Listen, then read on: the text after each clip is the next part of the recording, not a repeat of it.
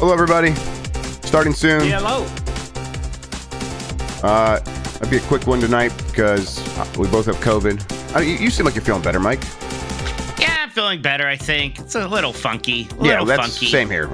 I am actually feeling better than I was yesterday, but still a little funky. Definitely better than when we did Nintendogs, where at the end of it, I think it was Will Day was like, you probably have COVID. Yeah. I was like, Yeah, I'm gonna go test. Yep. Probably right. Okay, let's see here. Boys, yeah.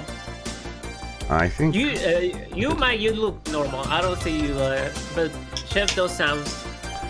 Yeah, I think I'm feeling this, but also like we didn't have the air on all day because it was nice, and then it got really hot there in the afternoon, and now it's kind of hot in here, and I'm like, well, we're not gonna turn on the air because it's gonna be like 60 tonight, so it's like we're just waiting for that to happen. Oh boy, Blew it. You blew it. We did mess up. You messed up. You don't mess up, Aaron. That one always pops me. I love that one. You should bring it back. Bring it back. Do whatever you're doing. Okay, let's see here. There it looks. That looks good. Let me just tweet real quick. I want to get the vaccine.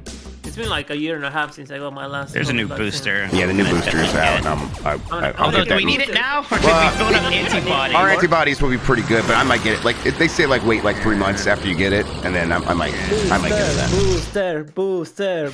Let's fucking go. I want to get boost. I'm gonna mute myself so I can tell you guys. You guys won't be muted.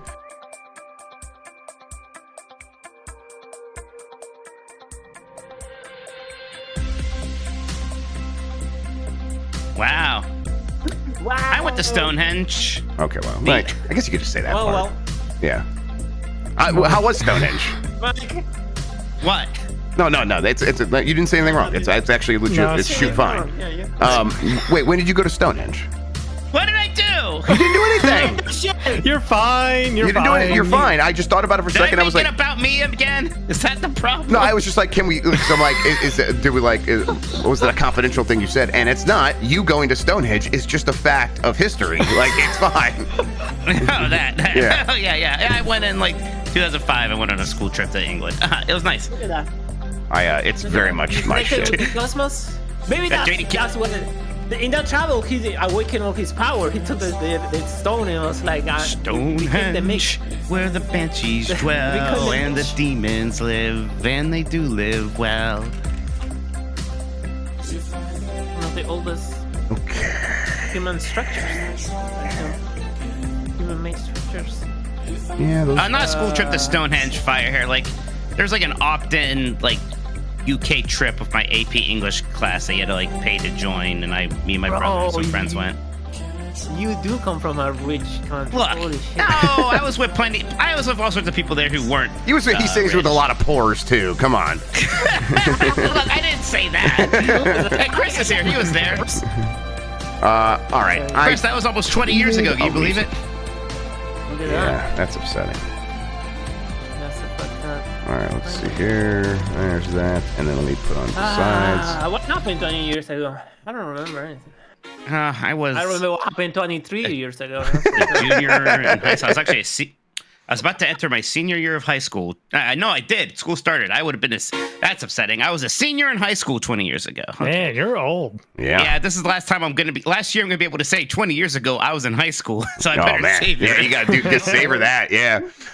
Did you guys probably didn't hear that because you guys weren't hearing the music a second ago. I was just laughing at my own joke. Sorry. I was laughing at it too. Thank you. That? Yeah, we've heard Yes. that. Okay. Shut up, Chris. You're my brother. You grew up privileged too. All right. I think we're good. You ready? We're Yes. good.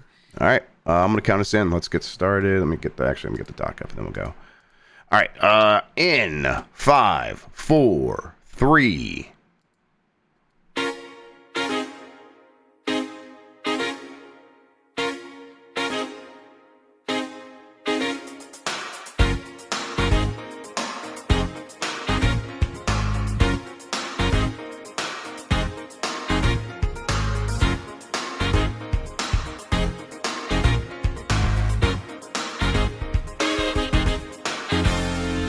It's the internet. You're busy. Let's do this. Welcome to the Game Mess Decides podcast. This is the podcast where we decide everything in the world of video games so you never have to think for yourself.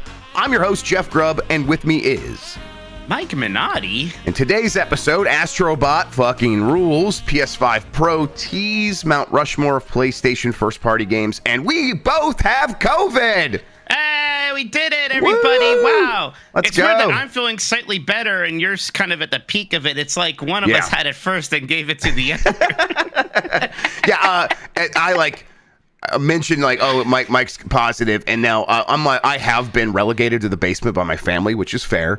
But they occasionally come down and make me put on my mask, and they're checking on me. And Emmy's like, "So Uncle Mikey gave you COVID, huh?" And I'm like, "Yep, that's right. You got the story 100% correct, kiddo." Oh no, they liked me too. They were worried, but I'm like, dude, look at me, I'm doing fine. It's fine. Yeah, I had a headache on that first day, then I got very sleepy, and I slept all day, and then it's been kind of just in and out of that a little bit since then. I feel like I'm already on the upswing, so I guess shout out to the booster. I don't know. At this point, yeah, no, I've had colds worse than this, to be honest. Yeah, that one day was basically rough. And then it was good to take days off and take it easy because that's what's helping me feel better. That and the drugs. Right, of course, yes. We, you had traveled a lot. I traveled a little bit, which is enough to wet me out. I'm an older gentleman, so it was nice to just kind of sleep all day that one day. Yeah, and that was the thing. That was one reason COVID didn't immediately cross my mind because I had traveled a ton. I was like, I'm just exhausted from traveling. Right. Right. I told that story on Tuesday about hitting my head, and I'm like, that's why my head hurts, which could be problematic in its own right. But no, it was the headache. It was literally when I was at the end of the podcast on Tuesday, I was like, it's so weird. I slept a lot last night and I took a nap today and I'm still really tired for some reason. That's when Will Davis's chat was like, you have COVID. I was like, what? Shit, I probably did. You went and tested right after the show. You're like, positive. And then I had to go get a test and I tested. I was negative, but I'm like, there's no way I don't have it. So I tested again this morning and that line, never seen a darker, more red, bold line in my life. It was just like, yeah, you definitely have COVID. Mine was fainter when I did it. So it was so I think I'd already had it for during PAX. Yeah, that starts to make sense a little bit. I mean, that's just how it goes. You seemed fine at PAX, although someone mentioned it was Mikey O'Leary mentioned that you sounded a little sick during one of the panels. Well, I didn't notice that, so I don't know. Remember when we walked to that one game store and I complained and we thought it was just because it was uphill and I'm out of shape, and then I was sweating profusely in the game store. I was like, woo, pretty hot in here. We were walking uphill and we walk like that all the time on these trips, and you were huffing a little bit more than normal. I'm like, Mikey sounds like he might be sick or something. I did think that to myself in that moment, and then it's like you got the ice cream and you perked right back up. I'm like, oh. He's just in a bad mood, and the ice cream solved it. So I put that out of my head. That makes a lot more sense now. You probably were in the early parts of being sick. I want to make it clear to Dick, because Dan's like, Mike's great, but there's two. I have seen him in his cranky mood. I want to be clear to him. Well, the one was when my Crohn's was flaring up, and the other time apparently I had COVID. So in my defense, I do think that brings out the cranky mood, but you're right. That sure. Yes. Well, yes, of course it does. I'm just saying that is the cranky mood. That's still what that is. But you're pretty good at that I wasn't that cranky only because I had to walk uphill for a while. Exactly. That's fair. All right. God, we got a bunch of, let's just get into it. I did say I want to make a shorter episode since we're not feeling great. Let's just get through this episode. Give us a good rating wherever you are listening and hit that like button on YouTube, please. It helps people find the show. If you want to ask a question, you could drop a super chat during the show here on YouTube, just like Mr. Dub did with a very generous super chat of $50. Thank you to Carlos Ain, who is Insane in the Rain Music on YouTube, for the use of our theme songs. Thanks to 1UP vs. CPU for our artwork. You can find more at 1UpVersusCPU.com. We are on Spotify, Apple Podcast, and wherever pods are caught. Thank you to the mods. Thank you to Christian for producing. And you can get more from Mike and me and support us by going to patreon.com/GameMess. That gets you access to our Discord server, participation in a Q&A session, and our monthly game club discussions, early access to new episodes of Game Mess Jeopardy and Columbros, and of course, all of our shows ad-free. That's patreon.com/GameMess. We will probably get a Jeopardy thing here together in the next month or so. I know we kind of fell off the schedule. It's not going to maybe be as frequent as we are, because we've been very busy, but we'd love to get one of those here pretty soon. It was just a crazy busy summer, but we should be good for one at the end of this month. Yeah. Yep. Yeah. We'll try to make it happen. We look forward to those as much as everyone else does. One more thing about COVID. Yeah, please. It's like the COVID walk of shame where you got to you have to message everybody you were in contact with for the last few days. That's always, it's not awkward. It has to be done, but I'm always ha ha ha, I'm really sorry. I hope I didn't get you sick. I felt very bad. Are you messaging people in your private life? Because I'm I put it on Twitter and all the people I hung out with follow me there. So they're going to know. I'm more thoughtable than you, so I direct message people just in case they didn't happen to see my tweet. Yeah. So I message them directly. All right. Well, I'll message ABC and let him know. All right. Good. Yeah. All right. Big topics of the week. You ready to get into it, Mike? Yes, sir. All right. Astro reviews are in. This thing still has a 94 on Metacritic. That's very, very good. I think it might have a 95 on OpenCritic. At least that's where it was earlier today. Maybe that did drop down to 94 as well. Boy, that's really, really good. And I've played it. I think it deserves it. It is that good. It really is. Probably the best game that came out this year. I think it's my favorite PlayStation game of all time. I just think that they crushed it with this. And a big part of it, it feels different than a lot of the kinds of games that big companies make these days, and for a while. I was looking. We're going to do the Mount Rushmore of PlayStation games, the PlayStation first party games, and I'm looking through the list, and it's so many of them are like campaign games where it's we're going to tell a story. We're going to take you from campaign games is a good way of putting it. Right, right. They are. Events are happening, and you're taking the character through the campaign, and I think that is clearly a viable way of making games. I think Ratchet and Clank is even a campaign platformer, I think, to a certain extent. Yeah, it's a good way of putting it. And this game feels more like a playground, just a nonstop carnival ride. Not even a ride, because it's you are doing all the interacting, but it's just a fun house set up for you to go in there and interact with stuff and have a good time. And very much we gave you power, therefore here is a bunch of stuff to mess around with. Now it's up to you. And that clicks with me really hard, especially in a world where I don't expect these kinds of games for PlayStation. So maybe that's making it hit even harder for me. Mike, I know you got sick, so you got home after traveling, not able to play this game while traveling. Have you had a chance to even boot it up yet?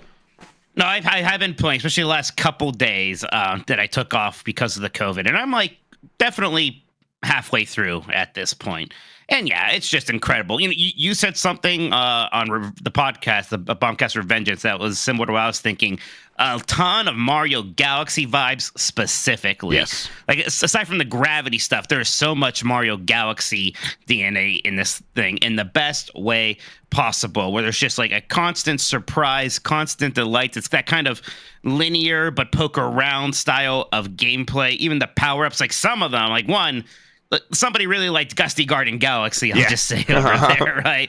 Tons of those vibes. It is just absolutely delightful. It's hard to kind of hold back at the moment, because it really is just, the best PlayStation 5 game, one of the best PlayStation games ever, one of the best 3D platforms ever, certainly the best non-Mario 3D platform ever, and probably better than some Mario 3D platformers, which is a crazy thing to say. I'd say that about almost no other one. It's taken 40 years, right? It's taken for them they're I know that goes back to the original 2D side-scrolling Mario, but really, no, it has taken 40 years for, I think, a development team to sort of figure out what's going on in Mario games.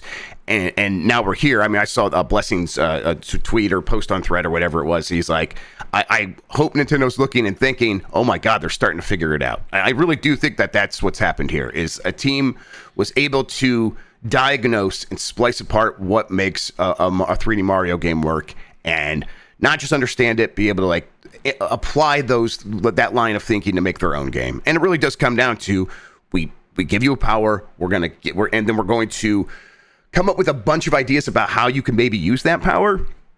And then we're going to come up with so many that we're going to use the 10 best. And then we're going to put those back to back to back in a very short section. And then you're going to move on to something else. And it's that makes it feel like this onslaught of some of the best ideas you've ever seen in a game.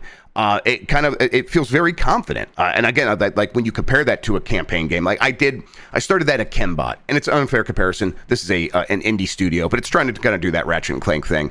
And it's very much like, we're going to go through the tutorial and you're going to run from place to place. And why are you running from place to place? Because the character should have to run from place to place. That's about as much thinking as that goes into it.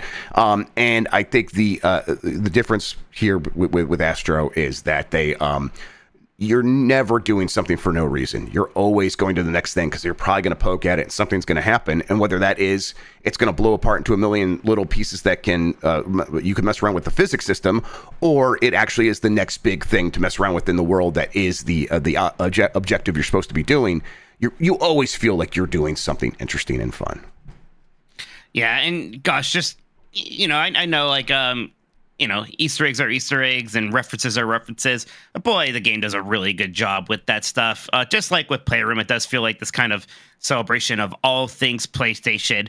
And they get deeper with the references and cuts here in a way that, as somebody who's been around since the beginning of PlayStation and all of the games that have ever mattered on that platform, it's really fun to see. But it's not just that, because this stuff, and then it kind of wraps back into the gameplay, sometimes in subtle ways, but sometimes in, at the end of each world, there's a kind of PlayStation franchise focus level. I think the one we can't talk about is because we kind of see is like that God of War one, right, where you suddenly are using a mechanic from that game series in this world, and it just is these levels are amazing. They're super fun, and like right now, one of my big drivers, and there's a lot of drivers of playing, is to see which other franchises get that treatment in the game. You would never guess what's going to be at 4. You're just never going to guess it. That's my next one. You're going to make me play all night to find out what it is. You're never going to guess it. It is, and it's, I think, for some of these things, one, it makes me want to go back and play these games again, or for the first time if I missed them. And it's a reminder. It's like, wow, they're doing this thing, and it feels about as good as those games ever did it. So it's like just these development studios showing off at how good they are at making these games. That's like, hey, we're going to take these ideas from this other franchise and make it feel just about as good as that. I think I deeply love this game. Just the idea that I can have another 3D platformer that I consider as good as the best 3D Marios. It's just not something I really expected to ever happen after living through such a long period of never getting one of those, really. So yeah, impressive. Right. And there are non-3D Marios I've really enjoyed, especially lately. I think really enjoyed. Yes. Yeah, I think Crash 4 is fantastic. I think lots of great Ratchet and Clank games, even going back more like Banjo-Kazooie 1, Jak and Daxter. Yep. We've gotten close before, but this is just better than all of those even. It is, yes. It really is that next tier up. And it's the highest recommendation. I really think everybody can enjoy it. You might have to... I don't think there's many people here listening to this that have their heart hardened against cute games like this. There's definitely going to be some people, I think, in that PlayStation audience they'll be like, this is important. But I don't know, just soften up a little bit, give it a chance, and it's going to win you over. It just is too good not to. I am eternally curious now, right? Because it's PlayStation's big game for the rest of the year, incredible reviews, how does it do? Because it's kind of at a point now where if it doesn't do well, I'm like, what? Oh, no. What is going on now? Yeah. Is it really just that there's just so many Call of Duty bros that picked up PlayStations and really do have nothing in their heart but for that and Warzone, and that's it? I don't know. Right. Yeah. I mean, Dan talks about all the time where he's he stopped playing games like this in college because he was too cool for it. And he's like, what was I thinking? I think there's a lot of people that don't outgrow that, who knows? I think this game's going to do very well, and I think it's going to even win over a lot of those kinds of players. And really, what's going for is, I think people are actually in the mood for this. As a reminder that games can be this as well, and that Sony can make something like this. I think people really want that. That's the big comparison I had to when I was thinking about Breath of the Wild. It's this is a reminder that Nintendo can make something like that, and this is a very similar thing, but for Sony and 3D platformers. So just coming out of it, glowing, feeling very good about video games, especially coming off of Concord, obviously. It's okay, hey, there is something out here that feels like the answer. Now, can they make 10 of these just like this, and it'll all each one will grow bigger than the last? I don't know. That I'm not going to worry about that right now. But in this moment feels like the antidote to a lot of what plagues gaming. Yeah. It's just God, it just feels good, man. Yep, absolutely. All right, PlayStation posted an image for its PlayStation 30th anniversary that shows a PS5 icon that kind of, or PlayStation icon that kind of looks like it's supposed to be the PS5 Pro that Bill Kuhn posted last week. Like there is it says PlayStation 30th anniversary, and then in the background on the right is a sort of shadowy look of a PlayStation 5 of sorts that has those lines going through it that we saw in that Bill Kuhn illustration. And so people are taking this as, hey, the 30th anniversary happening right now. In fact, PlayStation's announcing like little toys that are the sacred symbols or whatever that people are like can buy or something like that, and they're magnets and they can put them together in different ways. Like they're beginning to release products to celebrate this thing, and they're teasing maybe the PS5 Pro is part of this. I think we can probably expect that those rumors that this thing's going to get announced here in the next couple of weeks are probably true, right? Yeah, I mean that has to be what this is. There's no other PlayStation 5 thing with those lines. It's just this. We're going to hear about it very soon. Tell you what, those rumors about a Switch 2 announcement are coming up soon. Maybe do that sooner rather than later. Do you think there's any chance those companies are playing chicken a little bit? I don't know how much Nintendo pays attention to what Sony does. I can't imagine Nintendo cares. They gotta know that they have the much bigger chicken. A dinosaur sized chicken. Right. Yeah, at a certain point, a big enough chicken becomes a dinosaur. Right. Yeah. Yeah, exactly. I think that maybe Sony's like looking over their shoulder a little bit and be like, the PS5 Pro is inherently less exciting than a Switch 2, but whatever. Those things have enough of a different orbit that they probably don't intersect all that much. All things considered. I'm just curious, like how can Astro Bot look better on a PlayStation 5 Pro? Well, I mean, that's one of the things about Astro Bot. No performance mode, no like visual settings at all. It just is the game. It's what I told you I always want. I just want no compromises, no choices. Like, nope, this is just looking exactly the one. And I know why it can't be that way, but when I get it, sure is nice. It's nice. It just feels like, oh, we are playing a definitive vision for what this game should look and feel like. And boy, does it look and feel fantastic. Obviously, a lot of people talk about that Digital Foundry video, and for good reason, calling it flawless PlayStation 5 tech. That's what it feels like. And it's not just visual fidelity, but like the physics system and the way that the particles work. And, you know, there's scenes where just endless jewels fall from the ceiling and they bounce around so realistic, or maybe not realistic, but in a satisfying way. It's just a good game. All of this is to say, hey, there are positive things happening. Earlier in the week, we talked about what was happening with Concord. Any like thoughts on that, since it's been a couple of days, and then we could probably move on here pretty quickly. Like, have you changed your mind on the chances of that game coming back? Which I think when we talked, you were like pretty skeptical.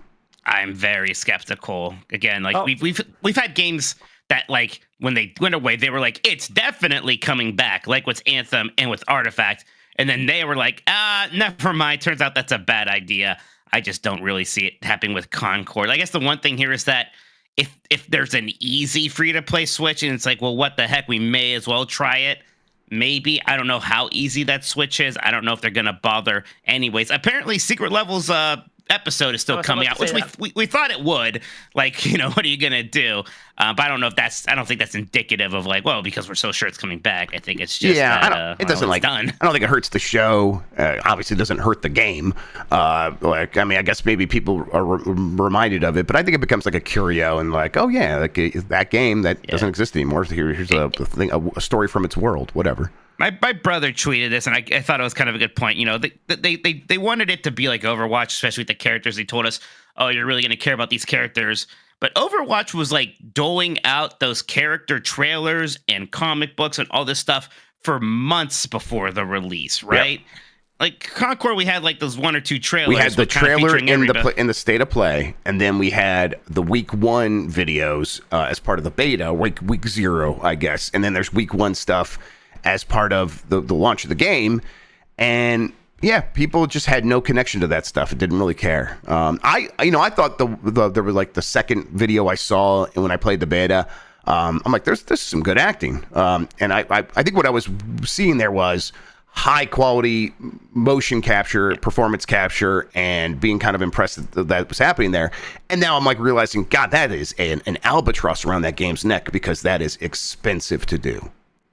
It's very, very, very expensive. By the way, fun tweeting about this game. Sure, that you want to just get the stupidest people ever in your replies. Really? Tweet about Concord right now. That's great. What's the general reaction? Is it like people being like, I don't know, what do they say? You'll get like some people who are like, no, this is a good thing because it's going to be an indictment on all live service games. Sure, buddy. Oh God. You got the console wars, you got the DEI people. All the stars are here. It's woke. They went broke and they went broke, brother. Yeah, the one woke game. Yeah. Okay. Yeah, you kids. All right. I think that does it for the big topics. We do got plenty of super chats. So what we'll do is we'll take a quick break. We'll come back. We'll talk about what the kids want to talk about right after this. All right, break. You want to set up the thing to see the thread? Yes, I'll do that right now. It's right there. It's right there. Yep. I'm ready for the super chats, Jack. Okay. Let me see One this. second. We're just going to have 2 breaks.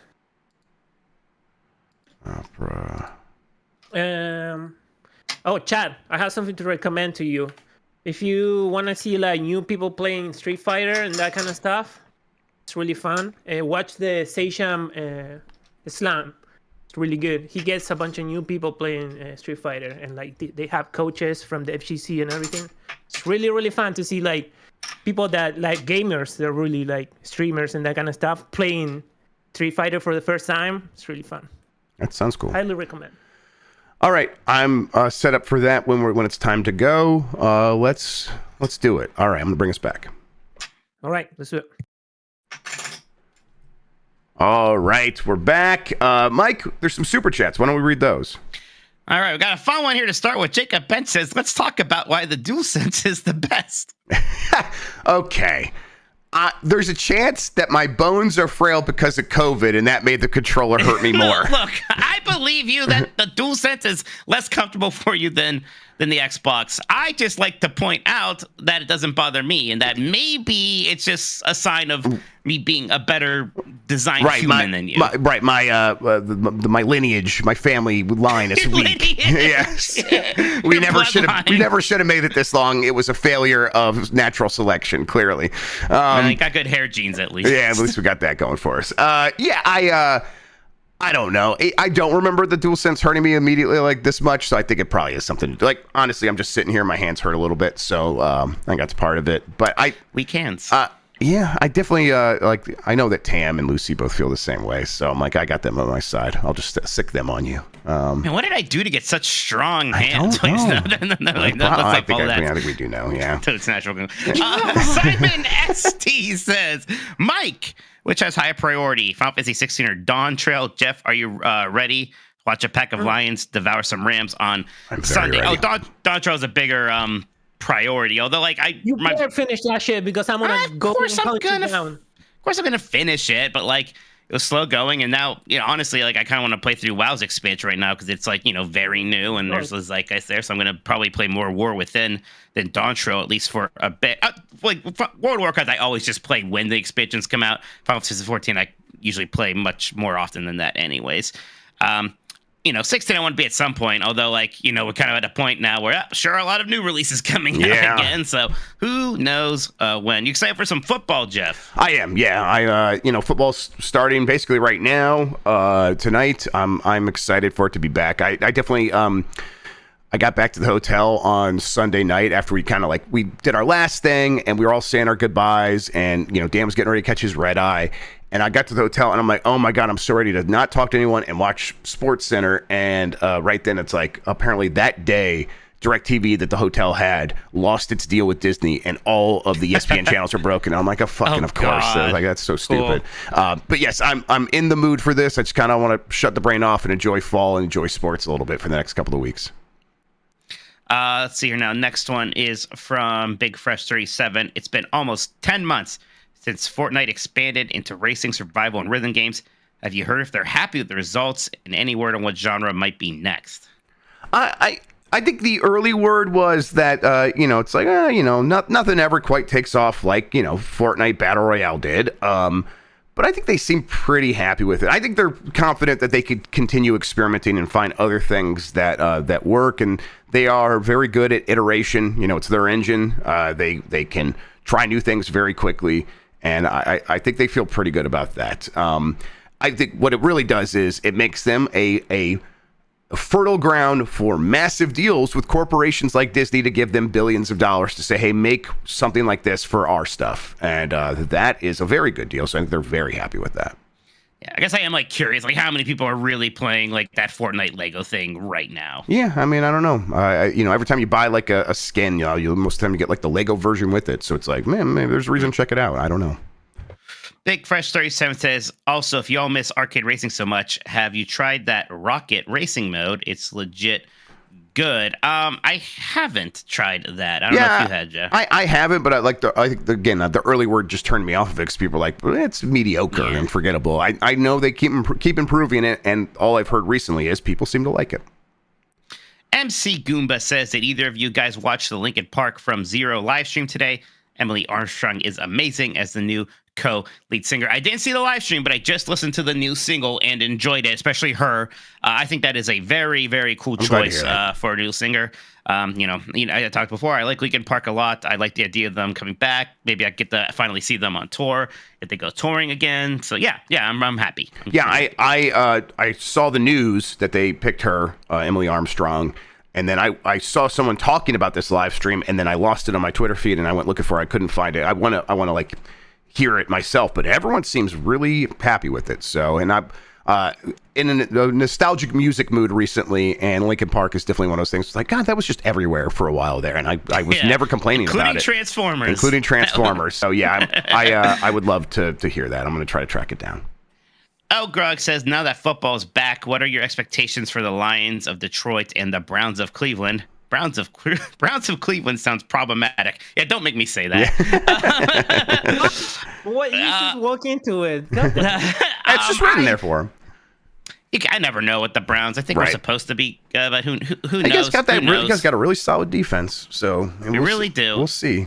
I bet will be fun to watch, and we won't do very much in the playoffs, is what I'm betting. Yeah, I can't help it. Very high expectations for the Lions. There is no reason they shouldn't be able to repeat the success of last year, and hopefully experience means they won't beef it like they did last year. I want to see them deep in the playoffs, if not the Super Bowl.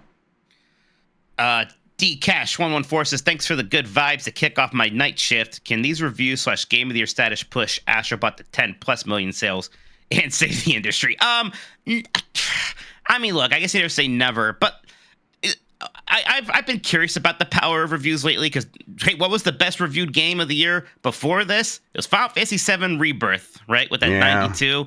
And like that one, kind of trailing.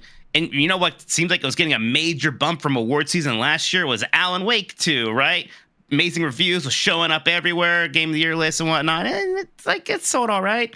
It's okay. I mean, both those games have not on Steam. Right, not on Steam. There's extenuating circumstances with both those. So, but you're not wrong still. You would think immaculate reviews would be able to overcome some of that, but it's not powerful enough to do that. Now, if a game is everywhere, can it? I mean, but Astro Bot also not everywhere. So I don't know. I think this game does seem primed to get a big bump from a lot of positive word of mouth and reviews. 10 million still feels like a lot. I hope so, though. I think the thing that should help it out more than anything is the fact that basically its prequel came with every PlayStation 5. So hopefully just a lot of people played that, and they are inherently excited for the full game version of it. Yep, I hope so. JD Camp says Richie Mitch. Man, I did like that Richie Rich movie though that came out with Macaulay Culkin when I was that was fun. God, I bet it'd be a trip to watch that again. Yeah, I've been watching it since I was a kid. Remember his butler or inventor friend had a computer with his CG face, and there's something with bedpans. God, I don't remember any of this. I should watch this movie I remember again. the Mount Rushmore. There was a Mount Richmore. Yeah, Mount Richmore, right. That's where the climax takes place. It's like North by Northwest. Ooh, spoilers. Yeah, sorry. Mikey Leary says, anyone else just have the worst case of PlayStation Whiplash this week? Yeah, it's wild out there, huh? Yep. Yeah, I mean, I think it's the issue is, Concord was supposed to be part of this big new initiative, and Astro Bot feels like just a really good game and not part of some like wider plan at Sony. And maybe it should be, but I don't know. How do you say make a bunch more games like Astro? It's not like the development teams capable of doing that are growing on trees. Yeah, I get what I really wish is maybe they bring back some of their more gamey franchises. I know there's some quote from somebody from PlayStation like we need more IP, and it was a little confusing. What you mean new IP? Because I don't know. You guys have a lot of dormant IP, which is very evident when you play Astro Bot. And maybe we can bring some of that back, or I don't know. Maybe you can do something new that's also very gamey and is appealing. I'm not sure. But the portfolio definitely needs to expand beyond the campaign games. I think that's for sure. I think that's right. Especially as these campaign games start taking 8-9 years to make each. Right. Yes, and it's not exactly platforms for replayability unless you include multiplayer modes, which you stop doing because that's too expensive to include with every one of those games. So yeah, it's a tough situation. Cody Bishop says, about to hit middle age, and I'm finding myself nostalgic for old times like high school and the early 2000s. Have you gone through something similar? Oh, I mean, I've always had nostalgia for things, and not like, I guess kind of for school or kind of the vibes of the friend group and whatnot and stuff like that. Yeah. I don't miss school specifically or anything like that. But yeah, I mean, there's always, especially when it's related to things like video games, because that was, that GameCube era that I do enjoy so much. And especially when I go back and play any game for like the GameCube or PS2, then yeah, it does definitely kind of bring me back there. Yeah, I'm pretty similar. Recently, I just mentioned this. Recently, I have been like, I haven't had a lot of fondness for the music that I listened to in high school, but it's like just in the last little bit, I have started to like listen to way more of that than I have in any time in the last 20 Linkin Park and Muse. Linkin Park, Muse, Deftones, like the Fear Factory thing. I was like listening to Fear Factory recently. Yeah, there's a lot of stuff like that. And even the music a little bit after that, the early 2000s stuff. Yeah, definitely. It is. I think it's just natural. Reassessing it or giving yourself permission to like things that maybe you thought were a little embarrassing recently. But I'm like, who gives a shit? Mr. Dub with a generous one here says, for the drug fund. Thank you so much, Dub. Appreciate it. Thank you, Mr. Dub. Very kind. We appreciate that. I'll try to get on the Paxlovid if I need it. Oh, yeah. That stuff's supposed to be good. Conwell Wood says, I'm on it. Conwell Wood says, get well soon, champs. Thank you, Conwell. Thank you, Connell. I'm feeling better. Connell. Why do I keep saying Connell? Yeah, man. Obviously, like Connell as well. Prinny Dude says, I know Astro's getting all the love. I just want to shout out Space Marine 2. It was my impossible game that I thought would never get a sequel. Yeah, that seems to be doing well. I think in fact, when we did our Metacritic predictions, I was like probably lower than it ended up getting. I was like, I don't know if they're going to really recapture that. And it seems like they did, and maybe even more. So yeah, good on them. I just started it tonight. So this will be our what we've been playing section then. I started it tonight. I got through the tutorial and I got the title screen. So I'm very early. That game seems awesome. It has a real good style. It looks like a AAA game from like the last 5 years. It's got the attack button on the bumpers, so it's like one of those kinds of action games. It's a Souls-like. Definitely definitely is like taking cues from that stuff, sure. But it's just like a big, gory, bloody action game, and at the risk of having what happened to Dean, it reminds me of Gears of War a little bit and stuff like that in a good way. It's just good, gory fun. Saber Interactive, I said this on Threads, I think is the best sleeper studio that no one ever really talks about. They just, whenever they put a game out, they put a lot of effort into it, and them hitting like that middle low 80s on Metacritic is just their butter zone. I'm so happy for them. Are they still the ones in theory that are working on the KOTOR remake? Right. They're the ones that are probably still doing some work on KOTOR. They're just not, it doesn't say, like I said, I think Sony's done with it. Okay. That boy Jerry says someone is trying to sell a sealed copy of Concord online for $50,000. That's almost 100 cubivores. Also, feel better, boys. Yeah, that's insane. There's no way. Like, I know that some place stopped selling them. There's no way it's that hard to find a sealed copy of this game. So I saw you got yours. I did get mine. Yes, it was. That's the real reason I'm starting to get over COVID. Is that showed up? Yeah, it was. I ordered it on Walmart. I wasn't gonna actually go to the store. I was hoping I'd get it under the wire, and apparently I did because it showed up the next day. There you go. Don't open it up. I'm not. It's right there on the shelf, sealed forever. How are you gonna play it? Right, I should put it in right. I should put it in right now. I kind of wish we would play Concord on the site. You could jump off the sides of levels with people. Yeah, yeah, correct. I was playing the game. I was trying to play the game legit, but like it's impossible because everybody is trying to jump over. Like they should stop playing. It's sad, to be honest. Like it sounds pretty sad. Yep, it sounds sad. depressing. Like I was like, I'm gonna get that plat everybody's talking about, and I got in, and then I was like, oh, every match is everybody just jumping off the fucking border of the map. So, and then I was like, oh, I played a couple, and I was like, no, this is just like sad. I'm gonna get out and just start playing Space Marine instead. I wanna get that controller too. I think, although that seems like that's gonna be hard to find right now. Oh, Do you have two of those Astro controllers? I got the one Sony sent me, and then I have my pre-order. Yeah. Do you want both of them? Kinda. yes, he wants both of them. All right, if you want both of them, that's fine. Yes, kind of do. Yes. Tasty, It's obvious delicious. He wants both of them. I know. All right, the continue. sicko. I thought they hurt your hands. Well, I was gonna keep the other one sealed and forever. And next to your sealed Concord. yes, All right. exactly. All right. All I ever did was give you COVID, and now you can't do this nicety for me. I think you're gonna be able to find one of these here I'll be pretty able to soon. find Yeah. one. Tasty Delicious says, when you had time with Echoes of Wisdom, did you notice a lot of double buffer frame issues like Link's Awakening? I see some in the B-roll. Curious. I noticed it. See, Jeff, you see that? I noticed it a lot. You did? Oh, okay. All right. I was looking. Yeah. I didn't see like the drop to 30 frames per second. I did. Oh, you did? I don't Okay. know if I'm just super sensitive thing or if I'm Well, I crazy, mean, hey, but I... So when was it did. happening? All over the place, mostly, especially in the dungeon. Gosh, during the sneaking segment, even pretty early on. It was hard. That's why I was usually wondering, like, what is causing the sudden drop to 30 frames here and there? Because it was kind of hard for me to parse. And then I was trying to bargain, like, oh, this game's not out yet. Then I'm like, it didn't really it's out happen in pretty soon. Dungeons and Link's Awakening all that often. It happened in the overworld map mostly. So I can't remember exactly when, but I noticed it. Because I was looking for it when we were like when we got outside and we started cutting the grass and moving around. I was like looking for it there, and I didn't notice it much there. So I didn't notice it all really.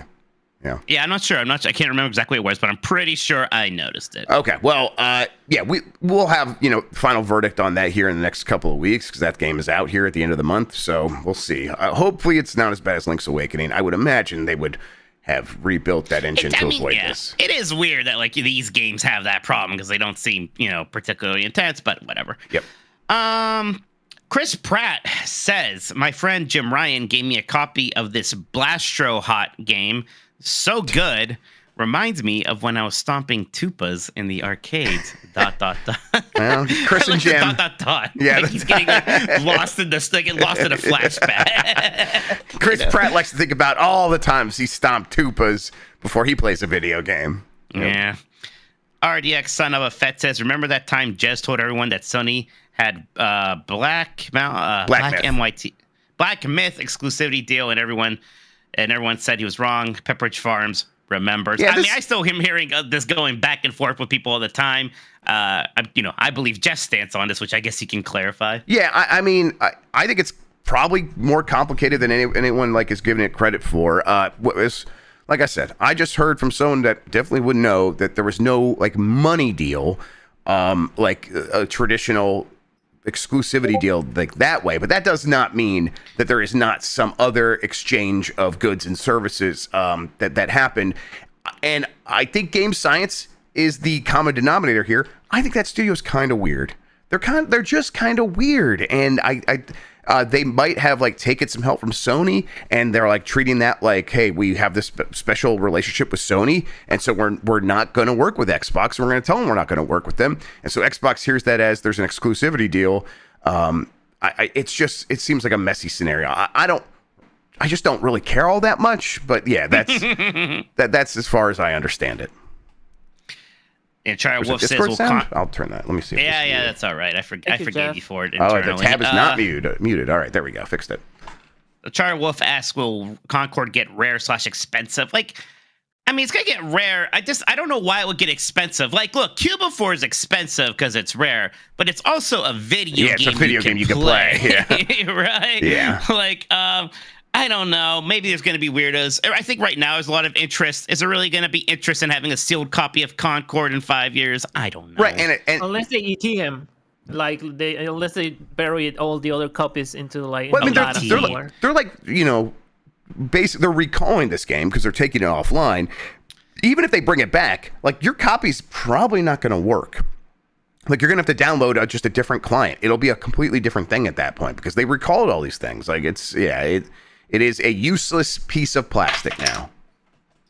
Bloodborne PC 2025 with their first super chat. Thank you so much. Says, will Astro Bot get a PC port? Sony seems to be porting most of their games over, but this feels like one they might keep exclusive.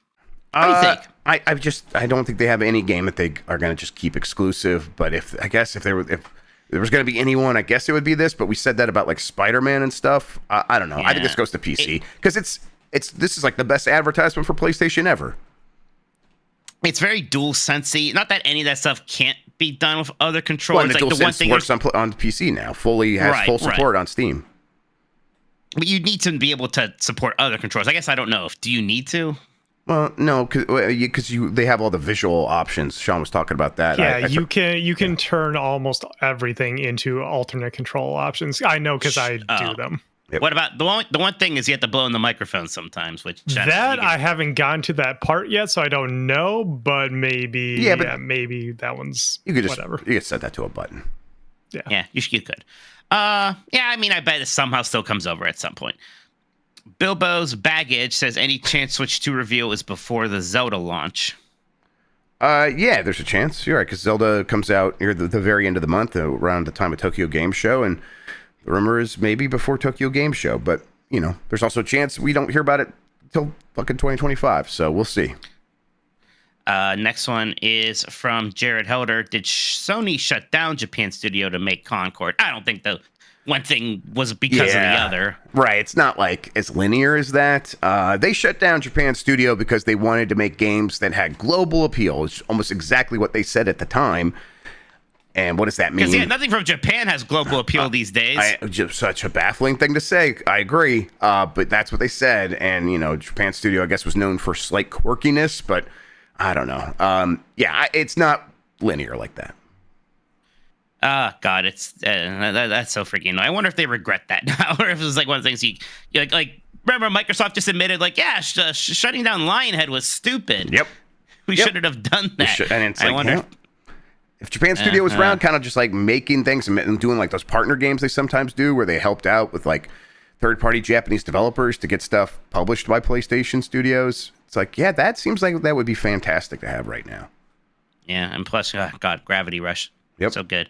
But like Team Asobi is kind of the descendant of that all, at least. And at least they're carrying the torch. Maybe its success will portend something. I don't know.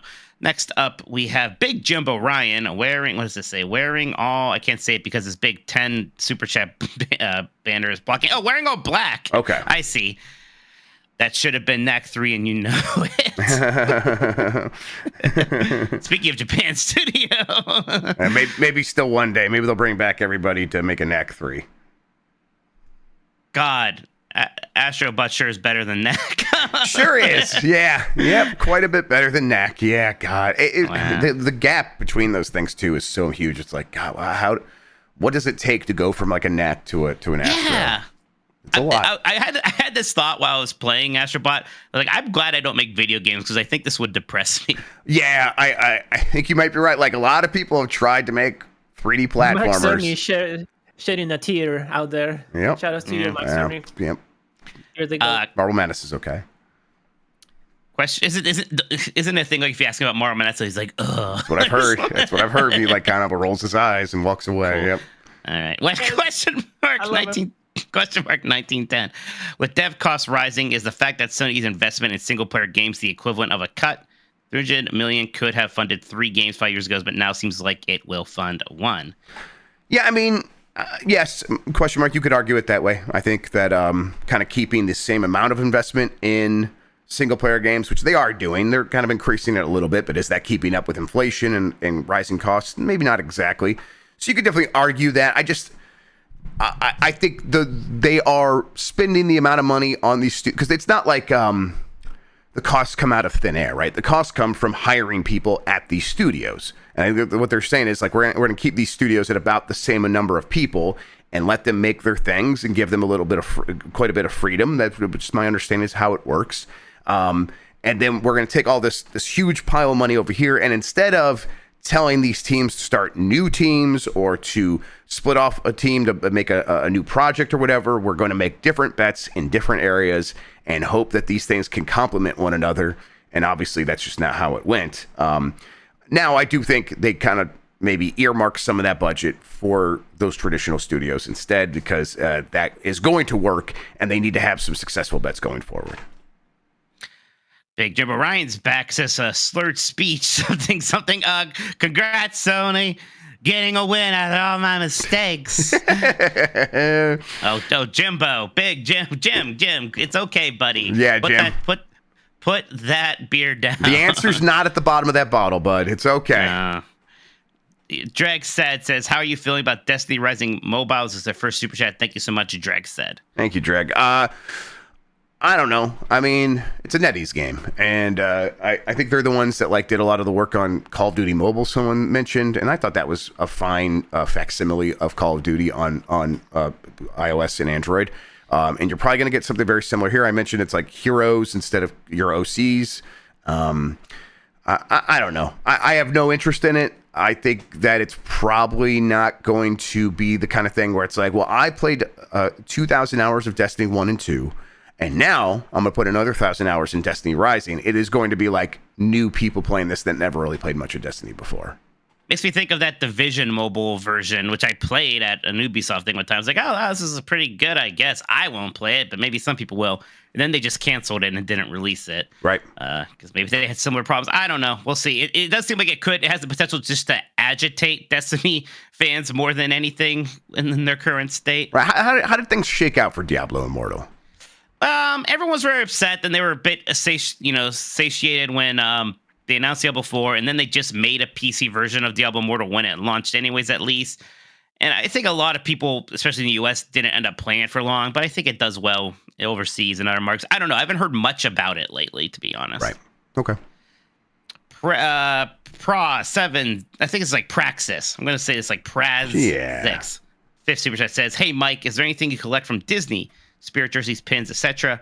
I'm a sucker for Spirit jerseys. Hope you both have a swift recovery. Thank you. I'm not much a Spirit jersey person. I'm not sure. I feel like they look unflattering on me. I feel like that weird one line just goes directly under my chest in a strange, or my chest in a strange way. Yeah. And also they're basically just sweaters. And I'm always hot. I don't need sweaters usually anyways. Oh boy, these are some ugly ass shirts. You pay for this? I used to be more, I get pins every now and then. I used to get a lot of them, but I have a good amount of pins. I like to get the tiki mugs at Trader Sam's, and you can get them at some other places like Uga's Canteen, the Star Wars bar, or Jock Lindsay's, the Indiana Jones bar. So yeah, I like to get a lot of those mugs, and I have a decent collection of those in my living room. I'm joking. They look okay. Yeah, don't be mean to our super chatters. I know you're upset about Concord, but don't lash out. Yeah, you don't have to take it out on other people. I like to collect magnets wherever I go, including Destiny. Magnets are good. Yep, the easy stuff. Put it on my fridge here in the basement. High Score with their first super chat says, I hope you guys games beat COVID soon. Thank you, High Score. Appreciate that. Appreciate it. Lurking with my gherkin says, Jeff, are you going to check out Star Trucker? Looks right up your alley. Keep up the good work, boyos. Yeah. I was watching Vinny play a little bit of it today. We got Infrastructure Week coming up at the end of the month. So yeah. Oh man, okay. That reminds me. I got to talk to Jan about something. But yes, Star Trucker is definitely something I am curious about. It is very much up my alley. Edgar Marina says, I bought a case for my DualSense that makes it bigger and helped with the pain in my hands. Ended up buying the Razer Wolverine. I'll look into that. Yeah, I just think the angle at which it has my hands rest maybe is not the best for me. Curry Douglas with their fifth super chat says, does anyone remember when Arby's used to have a large cowboy hat sign at the old stores? I'm nostalgic for those. Yeah. Feel better people. Oh yeah. I mean, we had a ton of those around here for a while because again, I live where Arby's started. So yeah, there were some here still for a good long time. I think they're pretty much all gone now. I know there's one in Hollywood or California or something that finally got rid of theirs. So yeah, I think those are mostly gone now. Yep, I like that a lot though. High Score for Super Chat says, I just beat Final Fantasy 5 Pixel Remaster and am scared to run out after 6. What other classic RPGs hold up? I've beaten Dragon Quest 1 through 6 plus Chrono Trigger. Okay. That's a lot of the good ones. I'd maybe try Phantasy Star 4. That's very good. The translation's not the best, but if you're looking for something of that era that's similar, that one is definitely a ton of fun. Suikoden 1 and 2, when that collection comes out, I think you're going to be very interested to try those out.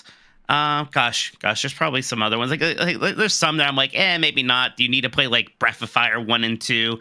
But Breath of Fire 3 and 4, maybe those will be up your alley. And then R, Juff, J, Bev, V, D, Fud. Our gentleman Fud says, super excited for Astro Bot, but we're all thinking they all look like Poe from Teletubbies, the icon, the legend. She is the moment. Question is for Mike. I just got a tiny puppy. What are some good dog hair tips? Thank you.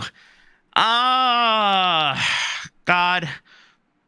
Tiny dogs, they kind of come in different temperaments. Mine was a little bit yippy. I'm not gonna lie, it was hard to train Penny.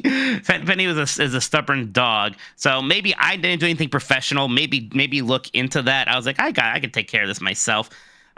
Especially hard when it's one of those things I can't tell if it's good to leave the dog alone sometimes, so it gets used to that. If you want to be there all the time, so it feels happy, right? Several things like that. I always let Penny sleep in the bed with me, which is nice. But it's also like, well, now if she doesn't sleep in the bed, she's very upset. And it's a thing, if she jumps off the bed, she can't jump on anymore. I got to get her back on there. So, yeah. So, I don't know. Just enjoy the puppy phase because it's a lot of fun. People probably know better than I do. Phil Caho says, are we buying Balacho for the second or third time when it comes to mobile this month? I will not. I do not like playing games on mobile. Yeah. Even games I like a lot, like Balacho. I have no desire to own that on mobile. I probably will. Yes. It's not. It's on Apple Arcade. That means it's not on the Google Play subscription, which is a little bit of a bummer. But that's one I think I probably actually would enjoy on phone. And I found myself like I don't play like games, but I do like the New York Times crossword and stuff like that. And that's like enough in that vein of like, hey, I'll do a run right now that I might do it. But who knows? Maybe I'll play it because I just installed Slay the Spire on my phone. I'm probably not actually going to play it on there, but I'll probably just do Blatro instead. Nintendo Derek says, got around to playing that Oregon Trail game that someone kept recommending to you guys and can confirm this is a very Jeff Grubb Oregon Trail game. Yeah, I want to play that. I don't know. It's probably like probably got a lot of for systems dads. And stuff. Yeah, okay, okay, all right. It's probably for the trail is infrastructure. Maybe infrastructure week. Ooh. Oh, maybe we should have a separate edutainment week. Oh, edutainment week is very good, Mike. That I would love that. Let's peg edutainment week for the future. Oh, and maybe we could start our eco game. That's edutainment. Oh, there you go. Okay. Frog fractions. Yeah, frog fractions. Yes. All the stars. Crabble. Oh, that's it for now. Thank you so much for all those super chats, everybody. Thank you, everybody. We really appreciate it. If you have any more, we will get them in here before the end of the show. But for now, Jeff, back to you. All right. I think what we'll do now is we'll take a quick break, and then we'll come back and we'll do our big topic of the week. Oh, small break. All right, let me. Oh my God! Don't even say the word eco. I know. I would love. I know. I want to do it too. Let's see. Thank you, Cupcake. We'll get to that one later. Thank you for all the super chats. Yes, thank you, everybody. You know what? You know what cures the t-shirts. You know what turns out really cures COVID? Money. Yes, exactly. Yeah, that's what. Yeah, that's what the they more say. money you have, the quicker you recover. That's right. Guessed. Nice Columbro shirt, by the way. Oh yes, man, I'm very happy with this. Okay. Maybe Columbros soon. Oh right, we gotta do Columbros soon. Yeah. These boys are sick. It's not next. We're getting closer and closer to that Leonard Nimoy episode I love. Ooh, yeah. I want to see it. I'm looking forward. Okay. I'm ready. Okay. All right. You got the thread up? All right. I got the thread and the sheets. All right. Here we go. Oh, wow. Sheets. And we're back and ready to get math blasted. I am looking It's disgusting. Yeah, listen, only with consent, everybody, please. I have a Google sheet in front of me here that says Mount Rushmore of PlayStation first-party games. That's what we're doing on this episode. Obviously inspired by Astro. Astro probably a bit too soon to have Mount Rushmore status, so we'll see. Yeah, ask us in a month. Ask us in a month, exactly. Yeah, for real. All right, Mikey. What are you thinking qualifies as a PlayStation first-party game first? It's a little awkward. Yeah, because Bloodborne is a first-party published game, but From is not a first-party studio, and I know that's a weird delineation to make, but that's that's the truth. It's a first-party game, not a first-party studio. Is that one we want to consider, for example? So much, but it's always been a big part of PlayStation legacy, especially back in the day that they published a lot of things from other people. I agree. Even Ridge Racer and things like that, right? Like that was so much of how they competed because they didn't have a lot of internal studios at first, but they were just very smart with making deals. So I think we can be kind of a bit loosier goosier with this, especially, for games that really, really make sense. I think I am agreeing with that. That sounds good to me. Okay, then. Where should we start with the Mount Rushmore of PlayStation first-party games? I want to start with Uncharted 2, Jeff. Yeah. Which I know we're kind of complaining about the campaign game now, and we almost kind of have this game to blame for it. Complaining, it's not a problem. The campaign game's not a problem. It's the problem is good. It's the dearth of all the other kinds of games. That's all. Yeah. It's not the campaign game's fault. Maybe it is to a certain extent, but I don't blame the games themselves, right? Uncharted 2, not a problem. No, but my point is just that this game was very influential for Sony and all of gaming, and it was because it freaking rules. Among Thieves. Uncharted 2, Among Thieves. Thank you. Yes, thank you. Just one of the most memorable first experience I ever had with a game. And even though it is so story driven, I still have fun when I do go back to it. It was one of the first games that really understood set pieces and how to make those fun and exciting. So many incredible ones here, like that helicopter chasing you, and then the tank chasing you in that Nepal village. Then, of course, the train, which is still just one of my favorite video game level things ever, was going on that train, which was just so insanely technically impressive at that time. Tons of fun characters. Uncharted 1 had almost all the ingredients and had a lot of the same stuff. And then it just really all came together into a much better package with Uncharted 2. Also had a good multiplayer mode, by the way. First one that had that. And it was really fun. So yeah, Uncharted 2 is just a quintessential PlayStation game for me. Yeah, let's stick with Naughty Dog. Crash Bandicoot. For as much as it's not my favorite series, it is. I just think of the PlayStation and PlayStation games, the Crash Bandicoot.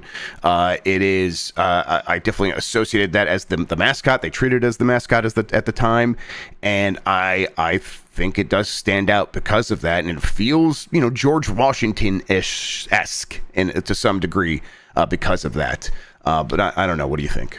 Yeah, look, it's not as good as Mario 64, but the fact that they had this when Mario 64 came out, and it was good. I think it's a good game. And it was good, and it was popular, right? It worked.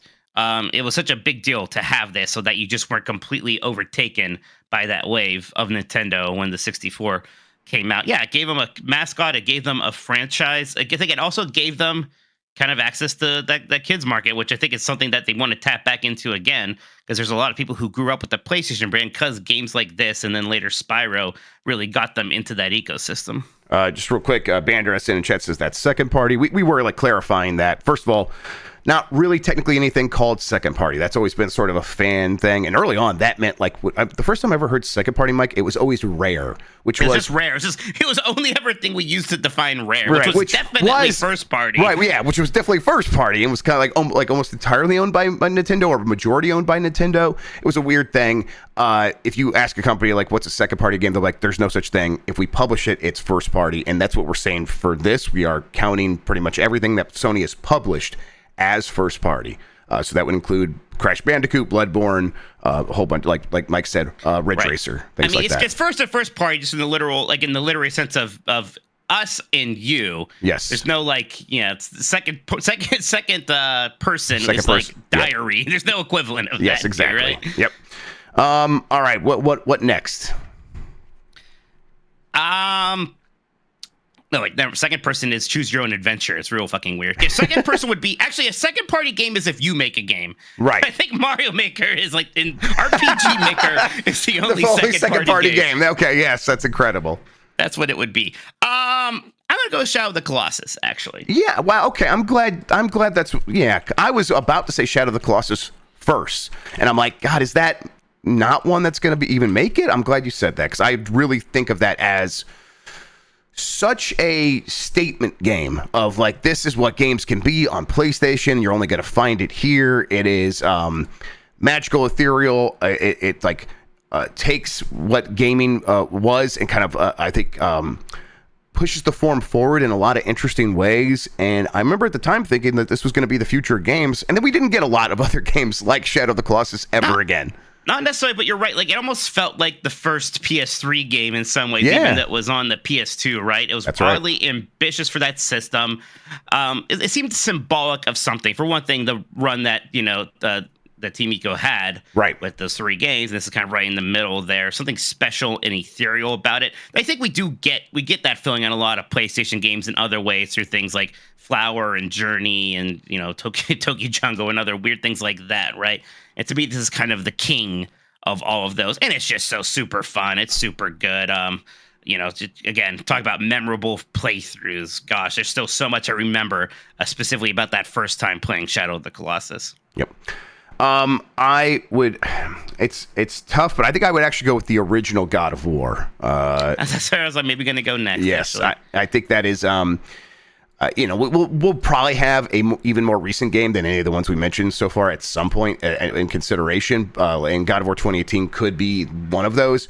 But God of War is another like sort of canon game for PlayStation, where it's like, when I saw that, I was going playing on GameCube. I'm like, well, got to get a PS2. That looks incredible. I love the combo system in that game, of how it just made you feel like you were always engaged in the fighting. It really turned character action into a genre beyond just, hey, there's Devil May Cry games out there. Those are pretty cool. And it's like, well, someone else could do this too. Now it just feels like people are riffing on this idea, and God of War, I think, really established that. I think, and then God of War was kind of cool at the time, despite how, I think this is the appropriate time to use this word, cringy it kind of is, looking back on it now with the threesomes and all that stuff. Yeah, see, it's age, and like I usually only use that term when I mean in terms of kind of cultural thing, right? Exactly. Yeah. It is edgelord in a lot of ways, but at the time it felt kind of punk rock in some ways, and I really enjoy that. I enjoyed that aspect, and then I just think it's a super solid game. I think I'll go, and there's a lot in the series I can do, so I'll just do the first one because it's also very good and just kind of, emblematic of the whole thing, and start at Ratchet and Clank. Okay, yes, Ratchet. Which has had incredible longevity, right? Like some of these other platforming franchises kind of come and go, but Ratchet and Clank has been there with good installments throughout the PS2, PS3, even have one on PS4 and PS5 now. I think they just really nailed it with this general concept of combining a character platformer with some shooting elements. It's just a formula that is so interesting that they have been able to squeeze so many games out of it, and they have fun characters. They have this kind of fun sci-fi setting with the the kind of cartoon sci-fi that I think just works very well for this. I always enjoy playing these games. I think it would behoove us to include the best-selling PlayStation 1 game, Gran Turismo. I think that is... That felt like a mainstream penetrating game that like just kind of caught on beyond the confines of gaming and made a lot of people look over and be like, wow, look at how amazing this is. And it was a labor of love with all of the attention to detail that really was possible for the first time ever on a console, and they took it to the extreme with that game. It's definitely got to be at least in consideration. Yeah, absolutely. And I was thinking about recommending it too. I wasn't sure about 1 or 2, but again, with Mount Rushmore, you can often just do 1. Right. It's weird because like for a while, the Gran Turismo games were always the best selling ones. It's kind of weird. We're at a time now where 7, where it seems like, even though I thought the quality was there, I know people were upset about the monetization of it, but it just doesn't seem to be that juggernaut anymore. Maybe racing games just can't do that.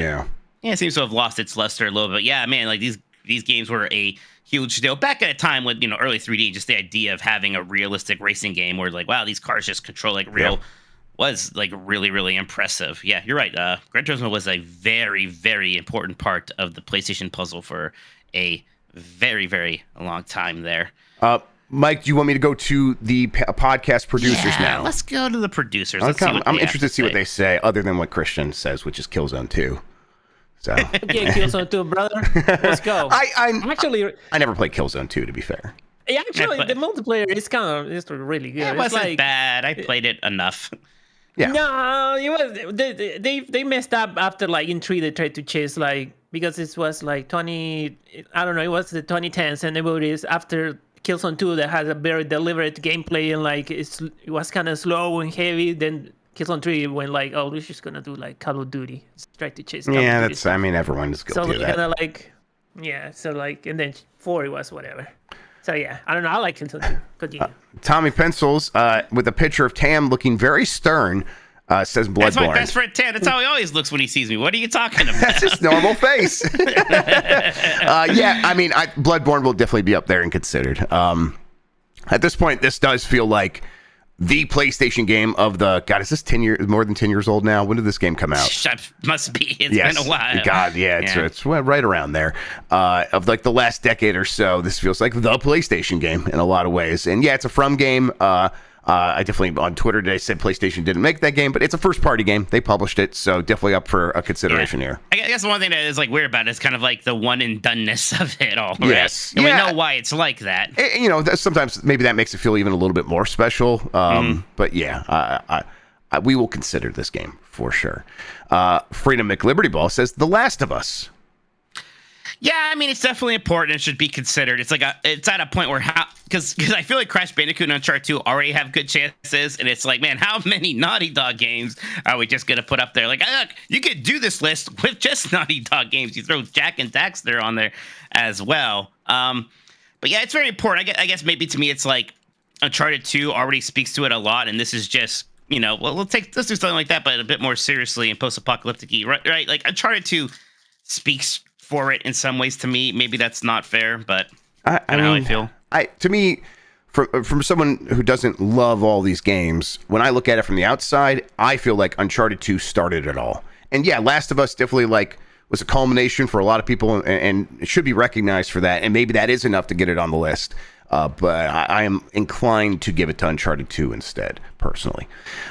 Eden says Shadow of the Colossus, which I deeply agree with. Yeah. A lot of people here agreeing with it as well. Villain Max says God of War 2018. This is another one that feels like it has defined what people want from PlayStation games at the moment. This is what they think of. And I feel like, you know, we haven't seen a whole lot of it yet, but I feel like we're going to be seeing more franchises that when they come back from dormancy, maybe get treatments like this. Yeah, God, you remember that first time we saw the trailer for this at that E3 and that really cool studio? It was mind-blowing to say, oh my God, this looks incredible. You know, we kind of take it for granted, but they really did nail this. Like, it did seem like that franchise was just good and done. Because for a lot of reasons you said, it kind of seemed dated, and they did an amazing job bringing it back, making it feel fresh and new. Yep. Geeky Flow says Legend of the Dragoon, or The Legend of Dragoon, excuse me. Just a Dragoon, yeah.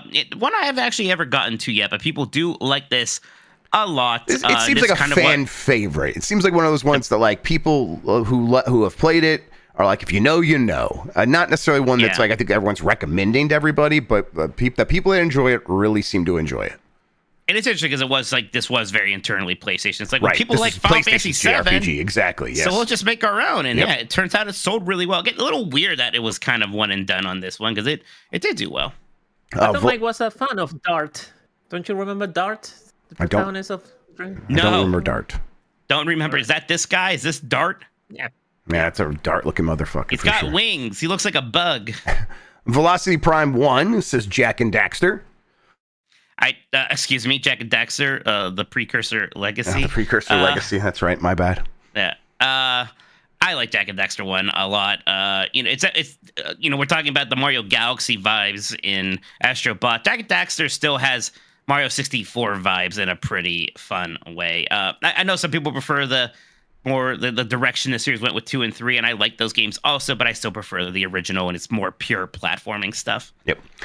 Bend7 says Killzone 2 as well. Chris2K says Astro's Playroom because I can't legally say Astro Bot yet. God, guys, I need it now in my veins now. This is all on the image there. Well done, Chris.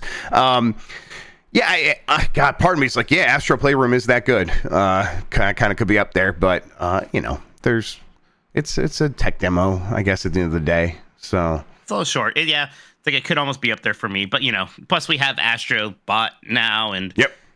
That's kind of what I'm thinking. Yep, soon.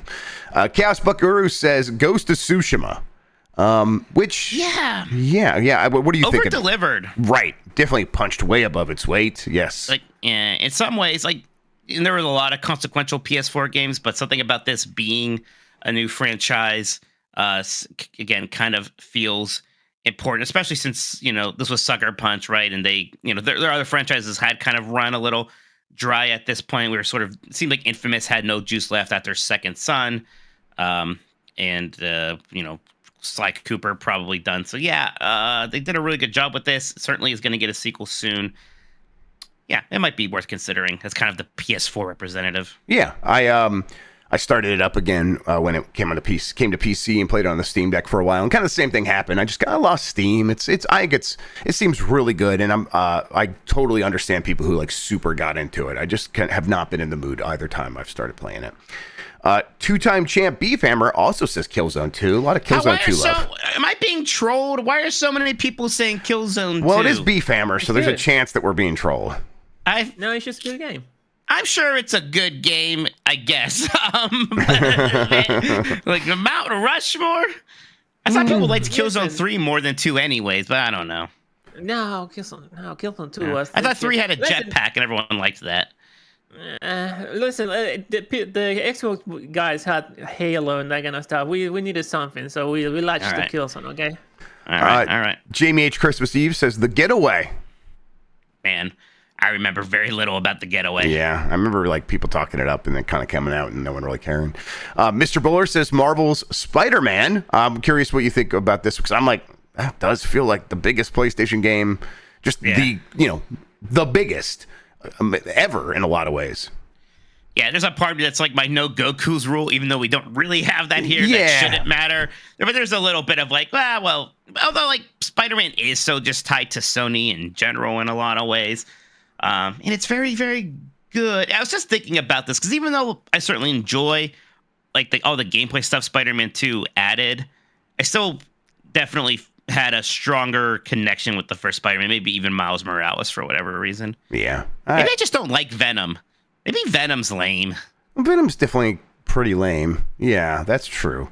He's especially lame because of how cool he's supposed to be, and he's just not. Yeah, I think that's the problem. Yeah. I always hear about how cool Venom's supposed to be. Whenever I see Venom and stuff, I'm like, yeah, this guy. Jackie G says Final Fantasy VII. Did Sony publish Final Fantasy VII in any territory? Let me see. I think they might co-publish with Squaresoft. Well, I see that there's a Sony thing. It's a PAL copy of FF7 very specifically. Yeah, PAL copy is that their publishing label right there? I mean, that's what it looks like. It was co-published with Squaresoft in North America and PAL. It's a little fuzzy. Can we just say this one's on the other side of the line? Here's where I can help you guys against it. Within a year, they had a PC copy that was not published by PlayStation. Yeah, I think this one's just on the other side of the line. Where it's I think widely this is not associated with being a PlayStation made game or even published game. Joy Z says, "This is Shadow of the Colossus." Yes, Shadow of the Colossus. Yes, I definitely agree with that. It's a big. I think chat was helping us out with the letters down here. The emojis. I just looked at that. Yes, there you go. There's a giant corgi in there. That really threw me off. Low Rules says Final Fantasy VII Rebirth. That one they did publish, right? Yeah. Look, it's the Italian I guess they icon. Oh, I understand now. Never mind. The Italian flags. We claimed her, didn't you hear? Hosp says God of War 2018. Yep. Dean Bowling says PlayStation Home. Hell fucking yeah, brother. Give me my burrito. I think I'd do anything to have PlayStation Home back. I'm so curious. I'm so freaking curious. Man, if they would have just made PlayStation Home a battle royale shooter, they would have had something there. That'd be incredible. The Elden Ring Wolf 5 agrees with you on Uncharted 2 Among Thieves. Hell yeah. Doomino Crossing says giant enemy crabs. What is this game? Well, it's Genji 2. Genji 2, right? At the press conference. I think it just was Genji's subtitle when it actually came out, but it'll always be Genji 2 to me. God, I should play Genji 2 like a freak. Sorry, I had the full name. It's called Genji Calling Day of the Blade. Day of the Blade. Okay, all right, sure. Of course. Bench JC says The Last of Us Part 2. Definitely the quintessential PlayStation game for a lot of people. Bayleaf Moon says Eco. Eco's one I never actually beaten, and I mean to. I've played it a bunch. I just never finished it. I want to do that very badly. This game was a bit of a statement game when it came out. I remember, right? Like big, just kind of buzz around this. I like if it's between this and Shadow, I probably would just take Shadow. But you can make the argument for Eco for sure. Yeah, for sure. Alex Agogo says Ratchet and Clank Rift Apart. I agree with you. That's like we could just take the original Ratchet and Clank, but boy, it's just a fantastic game. Really love this. Yeah. I was wondering, I don't know if it's something about me or something about PlayStation that my favorite PlayStation 5 games have probably been the 2 platformers they put out. Well, and Final Fantasy. So yeah, I mean, I think it's a little bit of column A, a little bit of column B. Breadfish says Minecraft PlayStation 3 edition from Sony Computer Entertainment. Yep, there you go. Can't argue with that. Man, Minecraft sure has been around for a while, huh? Oh, yes, absolutely. Input name here says Journey. That's an interesting one. Yeah, I think Journey is kind of maybe worth thinking about here. They had other digital hits before this, but this was like the one that's like, oh, this is basically a full game. I think it even probably did have a box copy eventually. But, there's also kind of a build-up to this with Flower and the other game before Flower with the little DNA things or whatever it was. Flow, yes, Journey. Yes. Yeah. There's still something very special about Journey. And again, another game with just an incredibly memorable first playthrough. I think we all remember just kind of coming across another player and just kind of having this friendship with them and going through the experience and kind of wondering what they're up to now, right? Yep. Always Be Clothing /Corgi says Parappa. Well, this is Astro Bot, but Parappa the Rappa, I think.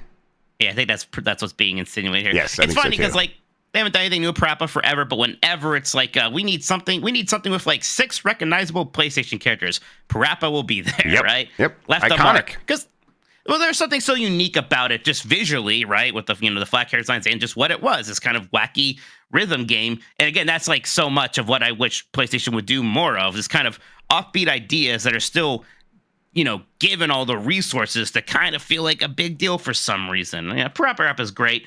Jeremy Lamy, Parappa 2, all fun stuff. Osama bin Franklin says ATV Off-Road Fury. Oh, boy. I did like these games. Yes. These games are fun. I mean, I'd like all these kinds of like physicsy off-road games are always a good time to me. Linux, from Concord, says Spider-Man Miles Morales. Yeah, that's the one that really definitely stayed with me the most. Although there's a friggin' Concord thing in the background. I'm just noticing. They have like, oh yeah, Miles Morales is superimposed here on top of Concord. Very good. I really like Spider-Man 2 a lot, but Miles Morales I think is the one that has had the biggest effect on me. Yeah, I think it might still be my favorite one actually in a lot of ways. Absolutely. Caleb L, I should say. Caleb. Says Ape Escape. I was wondering if someone mentioned Ape Escape. Man, yeah, and here's one that I think this one really should just come back. They should just make a new Ape Escape. They should just make a new Ape Escape. These games were really fun, and it was, it was brilliant at the time to show off, dual analog sticks, which was kind of the whole point of it at first. But it's this kind of like puzzle action platformer thing that was always satisfying. We got quite a few of them really for a while there. We were kind of lucky, but I miss Ape Escape. Me too. Darachi says Parappa the Rapper. Allie Miracle says Gravity Rush. I freaking love Gravity Rush. They're both good, but the first one, I think maybe it was because it was on the Vita, and at that point, just the idea of having this, really big, impressive open world superhero game on a portable was so neat. I love the way Gravity Rush looks. I love the vibes of it. I think the whole gravity changing gameplay to kind of fly around. It kind of has some of that crackdown element where a lot of it is just flying around collecting orbs, and I just love collecting those orbs and looking every nook and cranny to find more orbs. Yeah. Definitely one of my favorites. It's a little rough for Mount Rushmore, because it was never a giant hit. I think I'm it's glad a we got Mount 2 of them. Rushmore of sleeper hits on PlayStation for sure. Underrated. Yeah, up there. Yes. This and Jumping Flash 2 can go in the underrated PlayStation games for sure. Without a doubt. Dr. Ryan says Days Gone. I know it's got its fans. It sure does, and I'm not one of them. JD Camp says Dreams. And their example here is Metal Gear Shrek Chapter 1 with Wario co-starring. Man, what an incredible thing. Dreams It's incredible. It's incredible how much it didn't take off too. I mean, it's one that just desperately needed to be on PC, and it was like just a bit too soon for them to do the work on that. If it was happening today, it might have like co-launched on Steam at the same time as PlayStation, but no.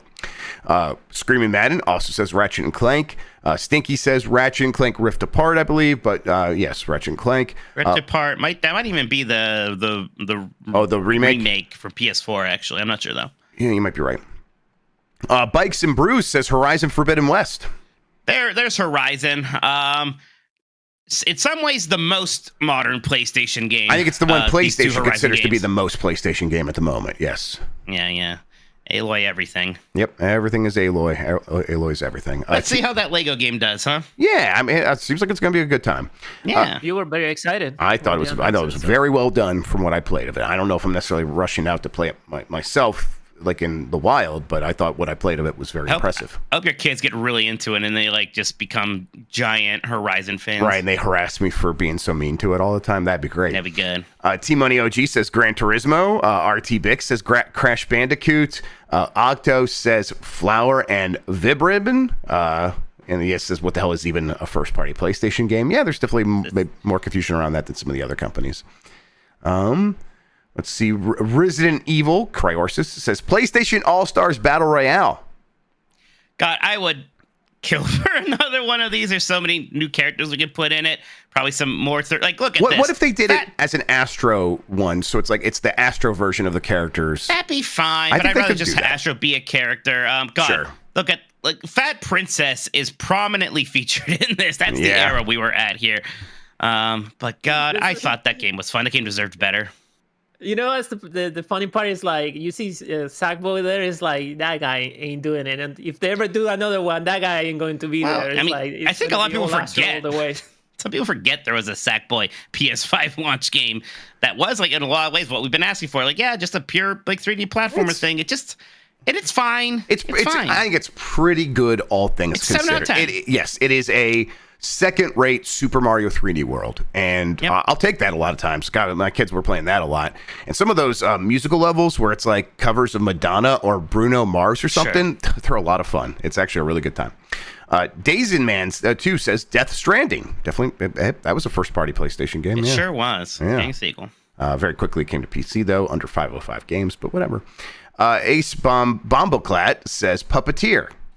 Man, I did not play Puppeteer, and now I hear it brought up all the time as one of the best PS3 games, so something I want to go back to for sure. Okay, I would like to see that. Vision49 says Sly Cooper 2 Band of Thieves. Again, I need to play all of these games. Yeah, me too.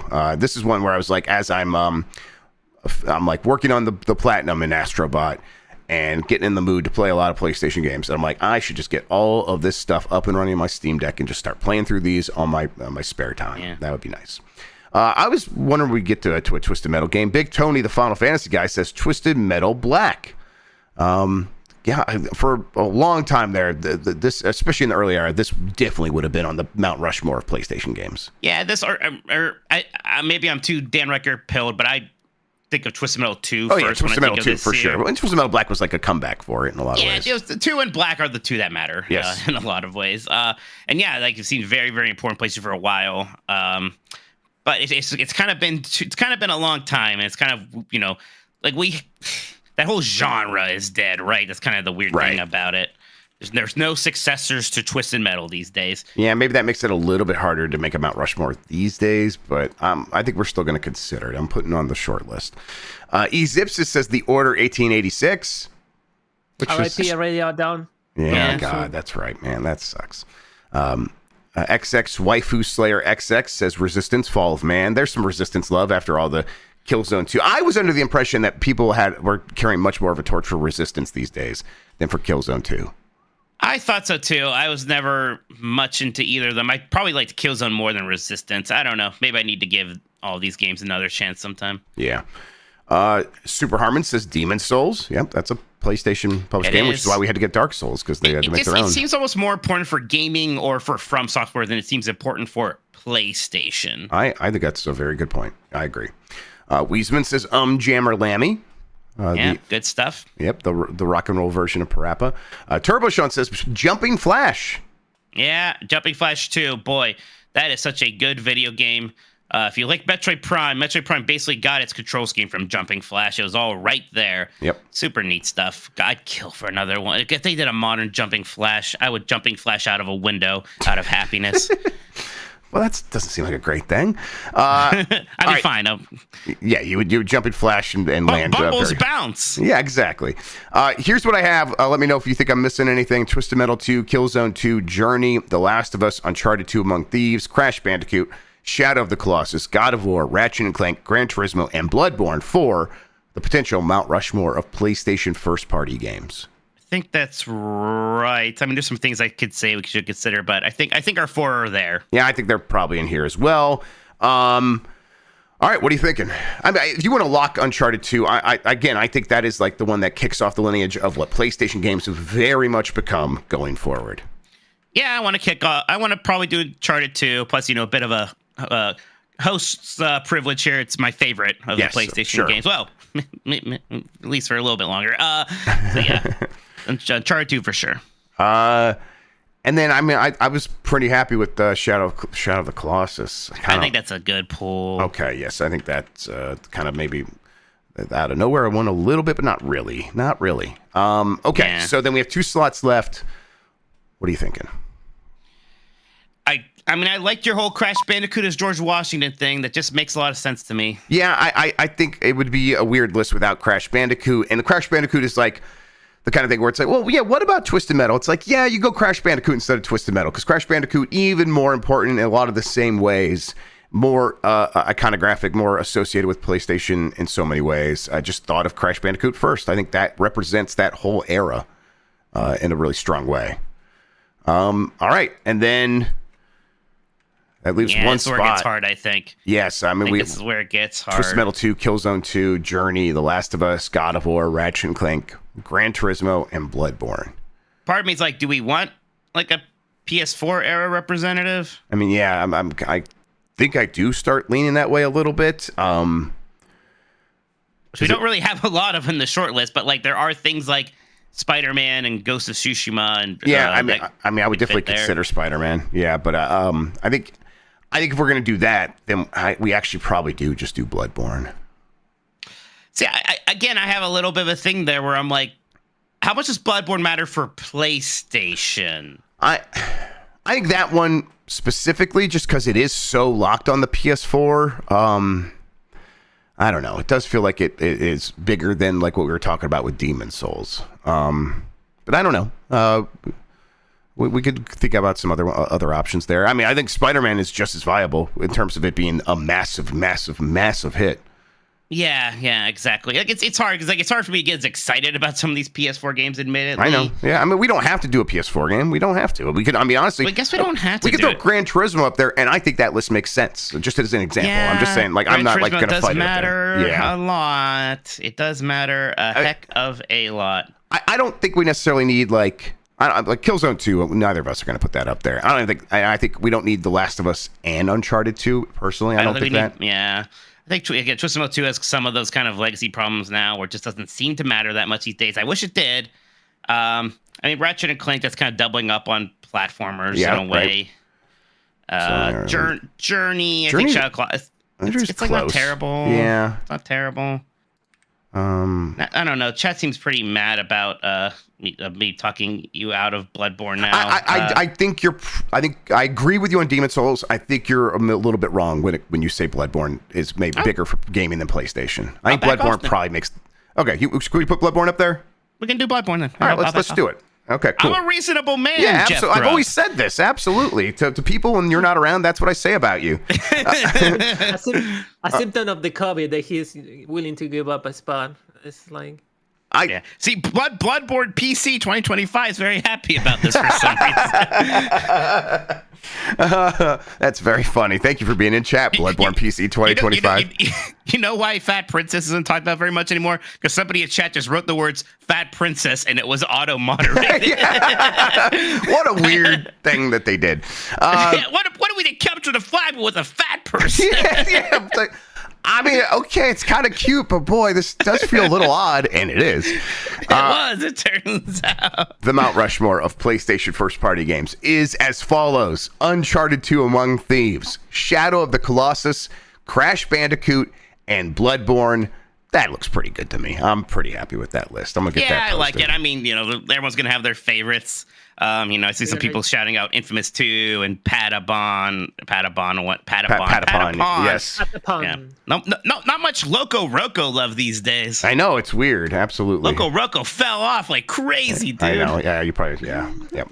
I'm gonna go out on a limb and say they're gonna yell at you a lot on the Twitter for this one. Oh yeah. Oh, for sure. It. PlayStation fans have a certain level of certainty about their opinions. There's gonna be a lot of people who are gonna be confused about Mount Rushmore not meaning the best. Oh yeah, for sure. We get that every time. I am impervious to that one now.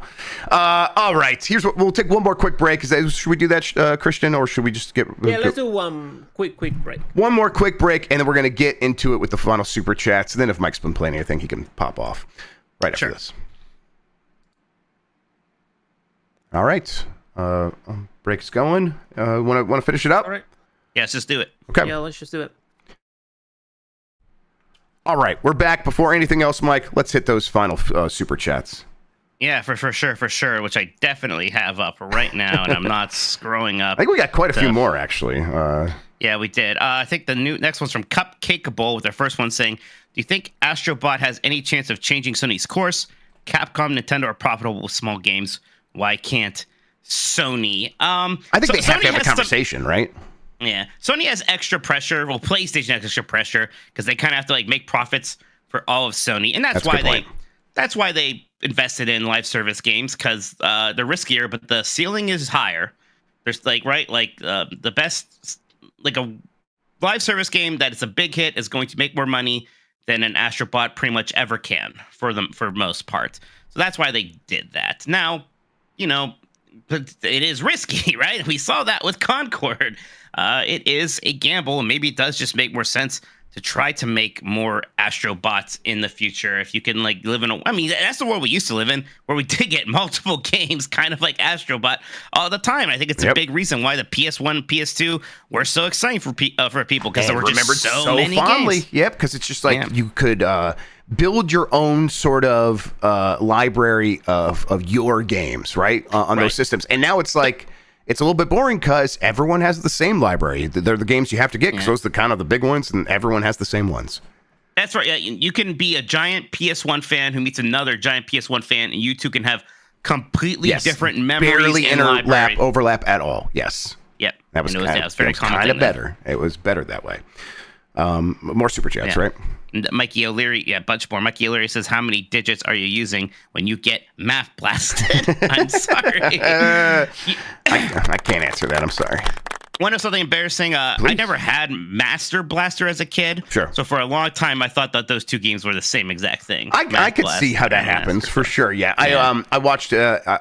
There was a time where you would just watch TV and you didn't know what was on. And I randomly, one Saturday or Sunday morning, came across a video game television show that had tips and tricks on Master Blaster. And so I knew what that was from that. That's how I discovered that game. Big Jimbo Ryan says, whispers, you read my name wrong, lol. So look, all I see is slurred speech ... because it's so long. So I just assume you're wasted. But I don't know what the rest of it Slurred speech, said. but not like Mike. Well, I wasn't drunk, so being unlike me means that you're probably drunk. Yeah, exactly. He's got COVID. You got COVID, Jimbo Ryan? Paulo Castro joined the Lincoln tier. Thank you so much, Thank you, Paulo. X Prof says Astro's Playroom is basically the spiritual successor to Ape Escape, don't you think? In a lot of ways. A lot of other new ways, but it's very, very, I see that argument for sure. Yep, definitely.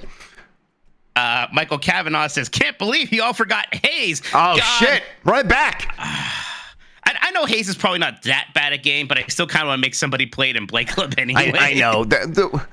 We're going to do this lightning round. We can maybe do a round of like mediocre games instead. Yeah. That like games that definitely disappointed. I think there's something there. Dan Hayes, Days. Okay, yeah. Ooh. something there. I like don't know. it. Music. Who made the music for this game? It was like a famous band. Wasn't it like Slipknot or something like that? I have no idea. It's just Trent Reznor. Okay. We'll say. It's usually Trent Reznor. Just Rex. Corn. It was Corn. Oh my God. Okay, I'm sorry. Go ahead. Incredible. Yes. God. Just Rex says Bloodborne makes it based on what it's doing for PS4 emulation. Yeah, there are people so desperate to play that game at 60 FPS that we are breaking that entire system. I think a legit good argument. Paulo Castro, the first super chat says, every investor knows about the importance of diversifying. Why Sony put all their chips in games of I think games as a the argument service. would be that was the diversification, right? Because they have all of these massive single-player campaign games, and they were like, okay, well, we have that on lock. We need to make a different bet, and that was the different bet. So it wasn't all the chips. There's half of the chips still on those same games that are going to do what they're always going to do.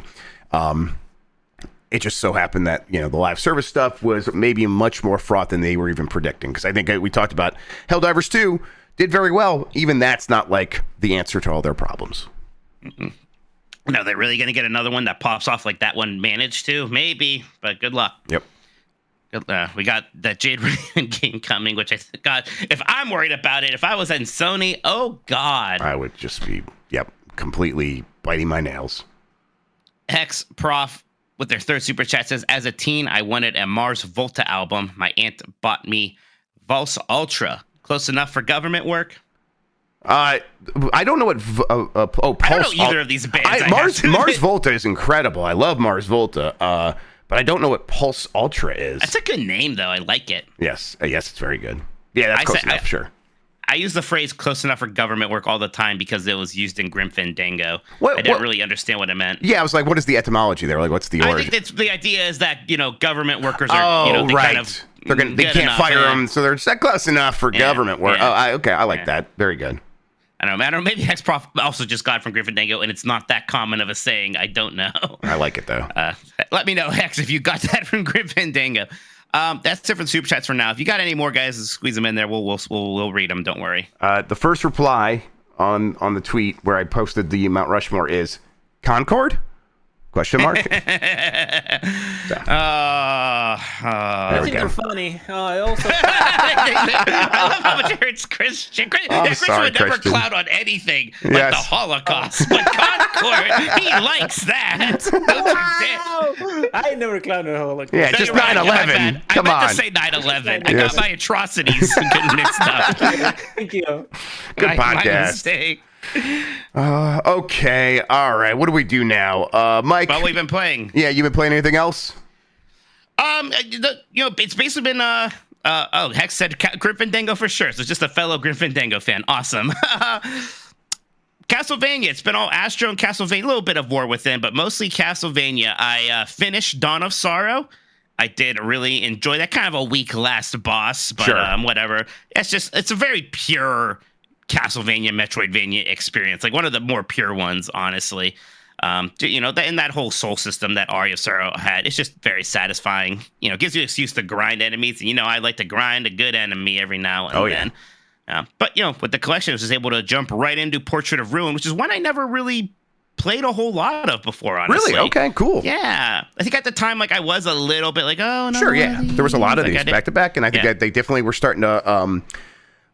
people were being like, it's a formula now, and you guys are doing the same formula basically 5 years in a row. That's why Order of Ecclesia did mix things up a little bit. But yeah, this one was the one I think people were like the most long in the tooth about. But, they do some stuff here to mix up. Like you have the two characters and you switch between them, and there's some fun stuff there. And even the whole portrait thing, right, where you still have a castle, but then you're going to go into these sub areas that are these mini Metroidvania maps. And I think that's a really kind of nice shake up to the formula too. Nothing crazy, but it's just enough. Plus it's neat because usually Castlevania games look a certain way, and it's like now you're in Egypt area, so that's kind of neat, and there's a different vibe there. Yep, so I like that. Enjoying that quite a lot too. It's just very nice having these. It's super fun to just go through all of them. I could be happy playing these kind of games forever. Yep. absolutely. There was a time here this year where I was bouncing back and forth between several Metroidvania games and had zero complaints. It's just great genre, of course. Anything else? How is Space Marine 2? And that's it for me. But I know you said I think it seems very good. I don't know what I was expecting. It is, character action-y, got the shooter elements in there. There's just, it just seems big and visceral in a way that I think is mostly pretty impressive. I think I get in my head about, there's the games below AAA, and there's going to be a lot of compromises. And this feels like if there are compromises, they're the compromises that don't matter. And all the stuff they get right is they make it feel big and bombastic and action-packed, and it looks pretty, and it's easy to parse. And I think the UX is expertly crafted, so you kind of always know what you're supposed to be doing. You don't feel lost. It just feels like a really good, well-made video game. Very much in that meaty part of the 80 on Metacritic. And I think it earned every one of those points. So, I'm very early on. Like I said, just got to the title screen, the splash title screen after the character does the tutorial, and then it sets up kind of like what your character needs to do for the rest of the game for a little bit. And I am into it. I'm gonna keep playing. I will say that when I do play it, though, having all the hooks right there for multiplayer for cooperative play. I'm like, man, we should be playing this on Giant Bomb. Let's go, brother. So I did mention in the Slack, hey, does anyone want a code? I'm gonna try to get a code, and maybe this will be the UPF game next week because we're gonna do Astro Bot tomorrow. Maybe next week we can play some of this. So yeah, I'm trying to make that happen. I finished this game, and I saw somebody on chat saying the compromise seems to be the length, and the campaign is on the short side. But what does that mean? What's short side? Like what? Like 4 or 5 hours? It's like 6 hours. I think that's exactly what I want from this. I understand that's not like people have different desires from the amount of content they get from their games.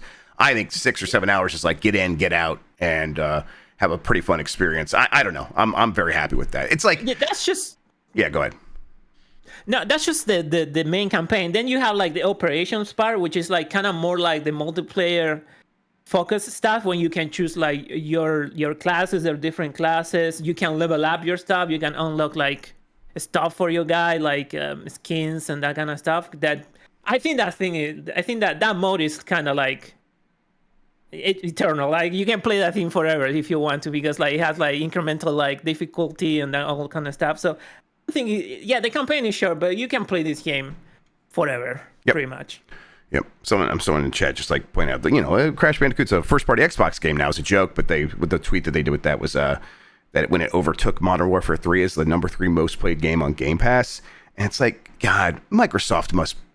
I hope they're kicking themselves for not doing the same thing with Banjo-Kazooie. Because if they had done a Banjo-Kazooie and Tooie remake package, that thing would also crush. Hey, remember when they canceled Crash Bandicoot 5? Yep. Just clown moves across the board over there. Yep. Wow. Yep. Absolutely. Space Marine 2, though, I think is definitely one where it's if you have any sort of interest in it, I think it's really going to deliver for people. And then I think it's a surprisingly well-made game. Yeah, if you are Warhammer 40K curious, this one's gonna really get you into it for sure. That stuff's also working for me. I love the way they set it up. It's like it's the 41st century, and they're still using like crappy computers and stuff like that because they became dogmatic and religious and all this stuff. There's no one that thinks anymore. There's just people that pray and fight, and that's all they got. And I'm I like the allegory there is really working for me. The spirit machine. Yes, every time he talks computer, he calls it the spirit machine. I'm like, that. Are there any incredible.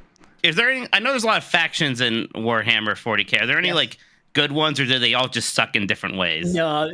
This is a super dark universe. Like you are with the Space Marine, or you are an orc, or you're like an alien that wants to eat the entire. My only exposure to it has been Bolt Gun, and that was the impression that I got. Yes, it's all various shit. Yeah, technically, Bolgan is a prequel to this game because the story is connected. Like the thing you're doing in Bolgan is connected to the story of this game. So I don't know. I'm just like I think this game is super. It comes at the right time for people that wants it's like now the 40K universe, but they're not like wanted to get in because it's kind of like. It's a lot if you want to get in. I mean, but this game, it being so approachable, is like a good thing for the universe. I'll tell you, like. part of me was like, I was not going to be in the mood for something like that. When like it felt like we continue to like fall into darkness in our real world. But now that I got a little bit of hope again, it's like, oh, this is a playful space once again. So it's a little bit easier of a pill to swallow at this point for me. So yes. Yeah. It's dumb. Also, like let's Oh, just say, for like, sure. It's pretty stupid. Oh, yes. Like they know it. They play on it. Like they're not AI, so every computer is just a human brain. And they're like, oh, the spirit machine. I'm talking the spirit machine. Actually, you're talking to a dude inside the computer. So like, but we call it the spirit machine. So to make it a minimal. Oh yeah, it's I good. love that shit. All right, I think that's gonna do it for us. I'm gonna hit the button. Does that sound good, boys? Yeah, that's that. Let's go. All Did right. it. Oh, all right. We had a poll in the chat for the DualSense, good or bad, and good won 67% with 421 votes. Yeah, I mean, it's a controller I wish didn't hurt my hands because I like it otherwise. Yeah, eat shit, bitch. Yeah, you're right. 32% of people polled think it's straight up bad, Mike. Yeah, that's not. 32%. Yeah, it doesn't seem very good, actually. Yeah. Oh man, that's very funny. Incredible. We'll be back with episodes next week. Thanks for everybody for hanging out with us as we come back from PAX. I'm glad we were able to make these episodes working, even though we were sick. It's not too bad here, so feeling good. Yeah. We will have, let's see, on Giant Bomb tomorrow. We'll be playing some Astro on the website. We're gonna play a bunch of that for you. I might hang out. Hang out. It'd be fun to just do that. There's definitely stuff I'll want to talk about as we're seeing it, because people should experience it. I think it's probably out here very soon, because when is it out in New Zealand? It should be here any minute now. And once people are able to begin sharing clips from this game, I think there's going to be a lot of really fun stuff. Like, I can't believe this is here. It's going to be a good time.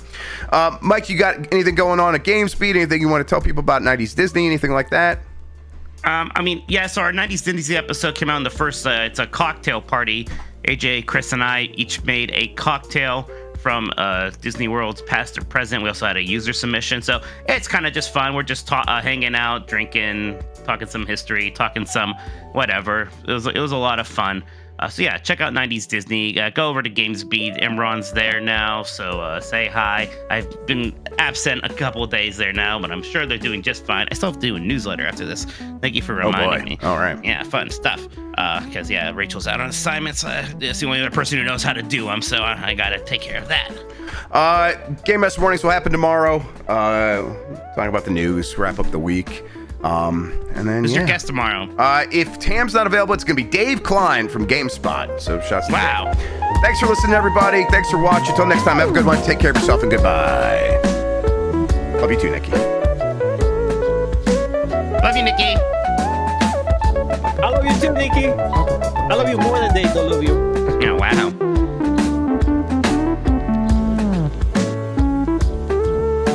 All right, Jeff. Let's do each other here. Okay.